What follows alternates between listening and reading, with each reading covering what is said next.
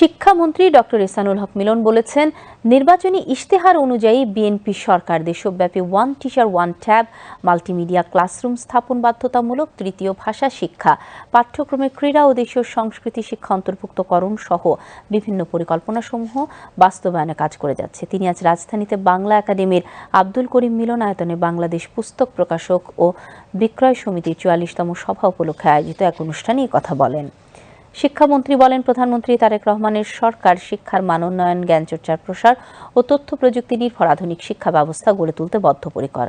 এ সময় তিনি প্রধানমন্ত্রী দেশব্যাপী শিক্ষা সম্প্রসারণে অগ্রাধিকার দিয়ে একে অপরের পরিপূরক হিসেবে দেশের শিক্ষা ব্যবস্থাকে এগিয়ে নিতে পুস্তক প্রকাশক ও বিক্রেতাদের আহ্বান জানান। শিক্ষার্থীরা যাতে সময় মতো বছরের প্রথমেই বই হাতে পায়, এ ব্যাপারে পুস্তক প্রকাশকেরা আরও আন্তরিক হবেন। স্থানীয় সরকার, পল্লী উন্নয়ন ও সমবায় প্রতিমন্ত্রী মীর শাহী আলম এবং মুক্তিযুদ্ধ বিষয়ক প্রতিমন্ত্রী ইশরাক হোসেন অনুষ্ঠানে বিশেষ অতিথির বক্তৃতা করেন। সমিতির সভাপতি সংসদ সদস্য রেজাউল করিম বাদশা অনুষ্ঠানে সভাপতিত্ব করেন।